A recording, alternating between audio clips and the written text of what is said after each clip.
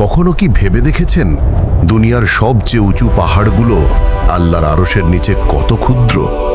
আমাদের জীবনের চ্যালেঞ্জগুলো ঠিক তেমনই, দূর থেকে দেখতে বিশাল, কিন্তু ঈমানের চোখে তা কেবলই একটি ধাপ। আল্লাহ বলেন, আমি মানুষের ঘাড়ের শাহরগের চেয়েও নিকটে। এই পথ, এই স্বচ্ছ কাচের সেতু আপনার আর আমার জীবনের প্রতিচ্ছবি।